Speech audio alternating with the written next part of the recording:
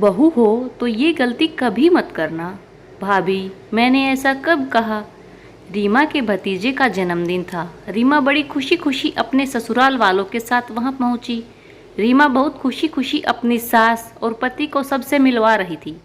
लेकिन रीमा ने देखा कि वह जिससे भी अपनी सास या पति को मिलवाती थी वह उन्हें बड़ी हैरानी से देख रहे थे और कमर पीछे धीरे से बातें भी कर रहे थे।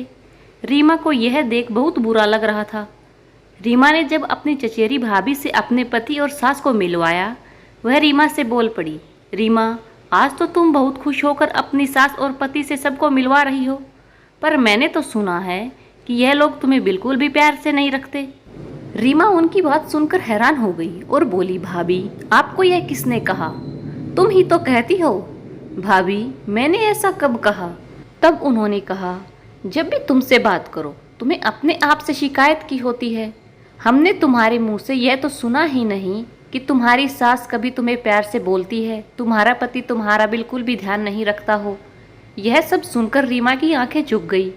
यह सब सुनकर रीमा की माँ ने आकर बात को संभालने की कोशिश की, लेकिन रीमा के लिए वहाँ रुक पाना बहुत ही मुश्किल हो रहा था। और यह सब बातें सुनकर उसके सास और उसके पति को जो शर्मिंदगी हुई वह अलग। जैसे कैसे जन्मदिन की पार्टी के बाद जब सब लोग चले गए, तब रीमा की माँ ने रीमा से कहा, बेटा, अभी यहाँ बैठकर मेरी बात सुनो। सिर्फ मायका ही नहीं, ससुराल भी तुम्हारा घर है। दोनों घरों की इज्जत तुम्हें ही बनाकर रखनी है। हर घर में छोटी छोटी बातें तो होती हैं, लेकिन तुम हमेशा छोटी छोटी बातों को सबको बताकर सबकी बुराई करती हो। बेटा, हर छोटी छोटी बातों के बाद तुम तो अपने घर में प्यार से रह लेती हो, लेकिन दूसरों की नज़रों में तुम्हारी उन बातों से तुम्हारे घर वालों की क्या छवि बनती है? कभी सोचा है? क्या यह सोचा, अगर कभी तुम्हारी सास ने तुम्हें किसी बात के लिए टोक दिया तो उस बात को समझकर वही ख़त्म करो। अगर तुम दूसरों के सामने वही बातों को दोहराओगी तो दूसरों की नज़रों में तुम्हारा और तुम्हारी सास का रिश्ता खराब ही होगा। रिश्ते प्यार से निभाए जाते हैं। इधर उधर सबको बताने से लोग तुम्हारा और तुम्हारे परिवार का मजाक ही बनाते हैं। मैंने तुम्हें कई बार समझाया, लेकिन आज सबके मुंह से वही बातें सुनकर तुम्हें बुरा लग रहा है। तब रीमा की माँ ने रीमा की सास से माफ़ी मांगी। रीमा को भी अपनी गलती का एहसास हुआ। उसने भी अपनी सास और पति से माफ़ी मांगी।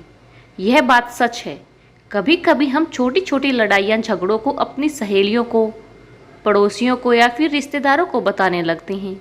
हम तो अपने परिवार में छोटी छोटी बातों के बाद एक होकर रहने लगते हैं, लेकिन बाहर वाले हमारी उन्हीं बातों को बड़ा बनाकर चटकारे लेकर सुनते हैं, जिससे हमारी और हमारे परिवार की इज्जत खराब होती है। हमें अपने हर रिश्ते को समझदारी से ही निभाना चाहिए, तभी परिवार में प्यार बना रहता है। अगर आप भी एक बहू हैं तो ये गलती कभी मत करना। वीडियो को अंत तक देखने के लिए धन्यवाद, और नए हैं तो चैनल को सब्सक्राइब करें।